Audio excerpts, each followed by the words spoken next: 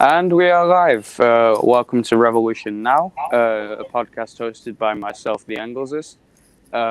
Luckily, I have been given a time slot by the channel you see below, KRTD Media, and I hope this becomes more of a often thing. I have my guest, Comrade of the Bundis movement, and we are here to talk about certain things that have gone on. So, if you would introduce yourself now.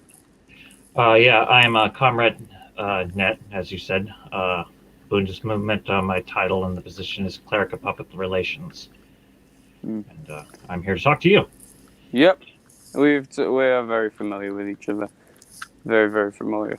So I decided, and if we can get into the swing of things, I guess we can start now. So the new policing law that threatens the very existence of public protesting has been put in recently by on the floor of the UK government, which could include mandatory minimum sentencing, the increased lengthening of prison sentences. The maximum sentence for protesting is more than the maximum sentence of protesting is more than the minimum sentencing of rape if this new bill passes.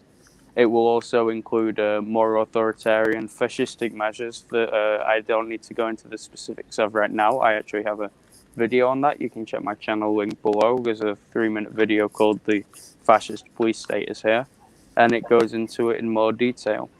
So, how did we get to this point? How did we get to this point? Because the far left failed a long time ago. It failed. It's not because it was wrong, or its principles were wrong, or that every socialist experiment was wrong, or every attempt at genuine direct democracy was even wrong, or it has a lot to do with obviously this has a lot to do with neoliberalism, but really, I'm not being alarmist here, but I am more of the position that fascists won a long time ago. They not that they didn't lose in World War II, but that the actual systemic things that caused fascism were never addressed. And we're seeing a type of fascism that is the kind of fascism I said was going to happen. Because I deal with neo-Nazis on an average basis. I mean, they can make syndicates that run states in the United States, but they can't actually take over the country. It's not possible. Like, if you were to have a fascist government, for instance, in the United States, it would be a combination of the NSA and the Mormon Church of Jesus Christ of Latter-day Saints, like, if you know the demographics and why. With you, though, this was going to come regardless. I mean, as soon as there was a spare bedroom, you might have been too young to remember, but there was a spare bedroom tax. I'm aware of the spare bedroom tax. Yeah. And there was also the attempt of the poll tax, which caused a lot of riots back in the day in my parents' generation, where they tried to introduce a similar thing, but even worse than because it targeted people dependent on how many people lived in the house, as well as it was a tax, so that you would have to pay tax extra if you were a person who was living with their parents, which I can't go into the specifics because I don't know the specifics, but it was a similar thing to the thing that's happening with the bedroom tax now, and it is just a way to keep poor people even poorer than we already are. Like, part of the problem you're having is that you're a monarchy, and that's never been resolved. Yeah, that has never been resolved. You know, the funny thing that I was talking to my brother about was that if fucking Piers Morgan kicking up fuss, or like some of the royal family members calling the royal family racist, is what gets the monarchy to stop existing, rather than the paedophile scandal and all of the rebellion by fucking, the Irish, then he'll like be like, this is the most 2021 thing that could ever happen, that the monarchy gets cancelled out of existence, instead of the actual like struggles that have gone on for years. Well, I mean that's because like, holy fuck. This is really systemic to capitalism, but England. The thing about it is, as people realize, as the world opens up, this is the problem with neoliberalism. They open up the market, but they open up information too, because that's the market as well. And it's a contradiction that has been kind of a type of death stroke to capitalism. But whenever there's a death stroke, that's when you end up with the reaction, and you're seeing a high reaction in your country. So it's like, you know, I mean, you got the neoliberal problem, but neoliberalism is failing. Yeah. And this actually gets on to the next topic, because I'm trying to keep this rather slim. But the neoliberal orthodoxy hasn't changed. Like you're in America, so I did want to touch upon America, and from the outside, the changes in government have basically done nothing, and everything is pretty much The and reason why we should, okay, Biden said nothing will fundamentally change as well. yeah, the reason why we've got to stop. I'm like, okay, like I respect people voting third party and stuff like that, you know, and I do respect the Green Party. I always have said that, and I always meant that. My problem with the Green Party is that they're for gun control, and being armed is more necessary than ever, because this state. There's no voting. There's no removing fascists from the police. The police are the fascists. Yeah. The state is actually crumbling in the United States right now. Like, the country is crumbling, and Biden is not only not going to fix anything. I mean, this is why I talk about the radical liberals as much as I do. Is they're fascists without being fascists. I mean, fascists require a divine belief. It's almost like radical liberals require the opposite. Well, the radical liberals run the country now, and that was inevitable. It's like they won't stop harping about the Capitol, but this is the thing. They let them in. What Trump wanted was to really take over, and what Biden wanted was to take credit for cleaning it up. It was more mutual, and it's possible. I know that this may sound stupid to people, but it's possible that Trump has never really been in conflict with the people he's been in conflict with. When you watch Congress and you see what's happening in real life, there's a serious difference here. It's like politics has become political theater, and it's a distraction. So because it's like, oh, this, that, but what about the fact that the ICE camps are very much out here? They've been out here, and they're getting worse under Biden. No, yeah, and also if you watch the video done by Jason Unruh, another good comrade of mine, he covers the fact that they have banned like media going into ICE camps, ICE detention centers. It was the first thing I did when the Sabbath ended, as I actually watched that. I saw that was a good presentation by Unruh. No, yeah, it was, and the thing is that things aren't going to fundamentally change, and this means that it's very surface level, the transformation, which means you're essentially fucked. You are fucked. So fucked. America's fucked, England's fucked, and that's the current state that we're in. And that is the current state of address, and I don't see how anybody could analyze this differently. He's being honest about the situation. And actually, you think, like, using logic in the situation. Well, I don't know what your next question is, but just my final thought about that is that I think it's time to kill reform and kill voting, and build.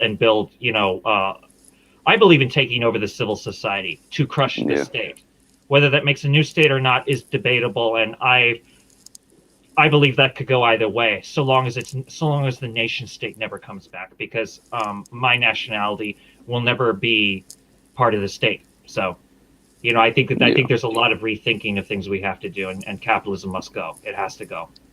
Yeah, no, yeah, and I'm a fucking Marxist, because I fucking agree. But the thing is that, like, I do have to just think, like, and I do, like, if you're gonna vote, please don't vote for either of the main parties. The Green Party would be preferable. Any other, like, alternative party would be preferable to, like, the thing out here was, people voted Bernie. It was obvious Bernie wasn't gonna. I disagree with, especially because the way he talks about Antifa and Black Bloc is stupid. But Chris Hedges was correct about the position with Bernie. Just don't vote for Democrats or Republicans. He was correct. Everything he predicted about Bernie came to pass exactly as he said it would. You know, I mean, his tactics of revolution are wrong, incorrect, and even reactionary if we talk about Chris Hedges, because he doesn't. It's all pie in the sky, as Dr. Weisfeld once put. But the flip side of it is that, however, his analysis of the two-party system is the most spot on. And that's where I would say that he's correct, because like, and I adopted that situation. It's like, no, there should be no voting. I mean, the anarchists I know out here won't vote. You know, every Marxist I know will not vote. You know, and ones I mean I know, because they don't see the point. There's no point. It's more important to boycott the legislation and start building your society. It's kind of like your dual power thing, but it's more like we need the society itself to function without the state. But that does take a level of agitation and education that we don't have the backing for yet. But we are on our way. But it's not going to be revolution right away. Not until the first world ceases to be first world. But that I see that the United States has to fail as a country. Yeah. And we can't. And the truth is, I hate to say this, but you can't stop fascism. You can only oppose it as it arises, because the contingency plans have always been there, and they're activated. I mean, I'm inclined to agree with these statements that you've made, like with the way that we've talked. And the truth is that, like, I mean, if you're gonna vote, please fucking don't vote for either of the main parties. Like, if you're gonna do it, fucking, there is no difference that, like, there's no difference that justifies, there is nothing that they have done, there is genuinely nothing that they have done majorly that will, like, influence people to do this. And we've actually seen, the thing of so many people don't vote in America and in England. Well, yeah, because they feel it does nothing, and it genuinely doesn't do much. Well, the truth is that I think we're closer to being ready for direct democracy. But I always say that, and this is kind of what separates me from others that advocate for that, is that we need a high mass education program before that, which I think, and I think we're on our way with that. But like it's the way it's set up. There's no way to vote. You can't. It's reactionary vote. In fact, if you vote, you're legitimizing the system. And if the civil society, which is what I would say, needs to break the state by, it can no longer participate in any way, shape, or form. It has to be deterrence. Like, the government can't function if you don't acknowledge it. Yeah. Let's see. So, do you think COVID is going away? No. Because I haven't seen it. Like, no. And the thing is that, like, even if COVID goes away, and this gets to our final question, but, like, people are going to be so fucking poor after this COVID crisis, after people stop getting the little checks, even if they do have the checks, which I don't even think they have the stimulus checks. They have no solution. They have the capitalism. Okay, capitalism could deal with the Spanish flu 100 years ago. It's kind of racist that it's called that. But like they couldn't. They dealt with it because, number one, there were still feudal countries, as well. There were still feudal countries, and things were not quite where they are now. Now, imperialism has become globalism. It has become global class divide, first world versus third world. It has become everything's the commodity now. It's at its ultimate height, and in that situation, it can't deal with the virus because I don't believe in, like, martial law in any form. So no matter who's doing it, that's one thing I will say. I mean, I do believe in corrective thinking to certain countries. I do think that the United States, most Americans need forced corrective thinking, to be honest. But like the Germans had before. But I don't believe in martial law. I don't believe, like, restricting people's movements. I've been around places like that where that's very, that happened during the riots and everything like that. There was a type of curfew martial law. I hate that stuff. Yeah. I don't even like it for a pandemic because, we have measures as long as, like, I haven't caught COVID because I have been smart. But so this the way this to I'm kind of missing the point, but what I'm saying is that, we could have all socially distanced if this is why patriotism is dead. whether you like patriotism or not, is it can no longer coexist with capitalism, because the patriotic thing would be give out checks to everybody and say, by the way, nobody can evict anybody. Landlords are suspended from evicting, and everybody can stay in their places until this is over. That would have actually worked. I know that that's not what most scientists say, but that would have actually worked, because if but no, we had to keep the market going, and more people got sick, and more people got sick. And the United States, Trump did the most American thing. We had never had a president that actually truly represented America, what its soul was, which is yes, and he denied that it was there, which is the American thing to do, is to deny the pandemic. Yeah. I don't know if that actually answered your question. I mean, like, it was around the point, but the thing is that, like, I feel like, and not just I feel, I have been informed to know that, like, that things aren't going away quickly. And hey, Falcon, The virus is not going away. I think it will be around for several more years. In fact, it's just how willing are they gonna, how willing are they going to be to, just let people die? Like, that's they got to trademark it. They got to put a trademark on it. America has to cover up any achievement China, Cuba, or Russia is doing that they might have made a better vaccine. That's the other thing. I don't trust an American vaccine. I'm not gonna lie. Yeah, you have your reasons for that, and if you want to, you can explain it, like, because the audience might not necessarily know. The whole world was reaching for this vaccine, and they said America was trying to find it, but I don't know. Like, I know that sounds weird, but I think that America has an agenda to create a global police state. And people say, well, no. If you've looked at documents, like actual government documents, and what they continue to do, they keep doing it. Like, oh, we'll vote for this person one more time. But that's where they want you, because people are passive enough now that they will have their children taken away. And neighbors are taken away in broad daylight in places like this, and nobody does anything because they're Mexican. Yeah. And so COVID, if you're not willing to stand up for neighbors, why would you be willing to do what's necessary to stop the pandemic? It's all about the market. The market comes first, everything else. So it's not going away. And you have America to be the prime example of why it's not going away. Not that, but you know what I mean. It's just not going to go away. It's going to go away when enough people have died, and when enough people have taken the correct vaccine that actually works, or an immunization that might even be better. You can actually check out Dr. Weisfeld's on the pandemic. He did 2 videos. It's on his channel. How many people do you think are going to be at risk of serious fucking poverty and homelessness after this crisis? Because I think the number is in the million.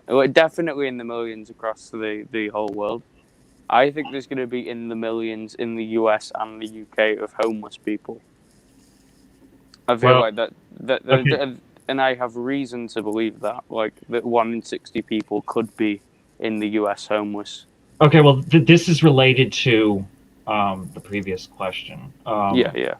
Okay, there's 3 things going on here: homelessness, a pandemic, and climate change. There is no way out.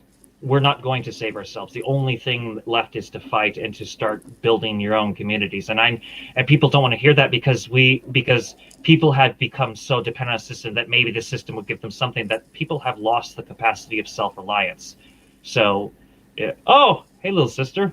Yeah, I'm just checking everybody. But I think that we're going to need to mobilize on this. I think that people, because there's going to be so many people. There's already a lot of people homeless. There's going to be more. There's going to be way more. This is why it's important to support the squatter houses and to stop trusting in some fictional working class, and put your stock into the lumpen proletariat and be patriotic to the third world and treasonous to your own country. That is the only way. Yeah.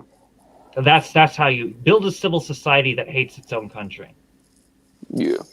You have to get people. I would, in your land, I would start with the Irish. I mean, the Irish are already fighting. The Irish question is being actually heightened to the degree, and the reason why that is generally because of like what's been happening, like with Brexit, like which is very involved with the reason why. So like I'm willing to I'm willing to make the stream pretty short, Mhm. actually. Like I'm down to do that. And if you chill with that, is that okay? Yeah, I'm sure that. Yeah, yeah, yeah. So, but like, yeah, I think we need to. In conclusion, we need to like seriously think about like fucking being within home. Like, we need to be near homeless movements. We need to be within homeless movements, and people who are in England need to be outside protesting this fucking policing bill because I sleep amongst the homeless part time, actually. yeah, you are a part-time hobo. Like, and the truth is that we can't necessarily depend on people to come in and solve our problems because we tick a fucking box, and we really shouldn't expect that because the in the oh is it in the words of Emma Goldman that if voting was that important they would have banned it by now. Yeah, yeah, Yeah, and that's how anything genuine is. Reaction is top bottom because it wants to repress the rising force, and revolution must be grassroots. It has to be from the bottom up. yeah, The all voting must cease. Whatever yeah. you like. I like Corbyn, but he was scrapped. Don't vote Corbyn because that will be a trick. That's always a trick. Once you get the sympathizer's trick. It's not that the sympathizer's bad, but he's put up there deliberately. He's Or also it also it's not just the one person; it's the entire infrastructure of the thing. We have to look things at the totality and not just individual points of them. If you did that, you could go, oh damn, Hitler's a great artist. Like if you did that, damn, what a cool painter. Like that's what we're looking at things in the tiny parts that you want to focus on. Those you need to look at but things in that's the what they do now. totality. People run campaign on the personality. Oh well, this is the first woman, or oh well, this guy actually, he actually plays the saxophone. Bill Clinton won because he played the saxophone. That's a joke. And he also smoked pot once and didn't Yeah, inhale. and he didn't inhale. Yeah, They're bullshit. You play jazz. There's no way you haven't smoked more weed. Like fuck off. But I always inhale. if it's fine, I'm gonna sign off. Please subscribe to my channel, subscribe to Net's channel, subscribe to the Bundes Movement channel, and check out the content that might be coming out of there. And it's been lovely to have you on. I'll have you on at my own channel definitely. And Red Salute, KJ's, and we're gonna sign off. So if you want to say anything, that go for it. All power to the partisans. All power to the people, KJ's. Peace.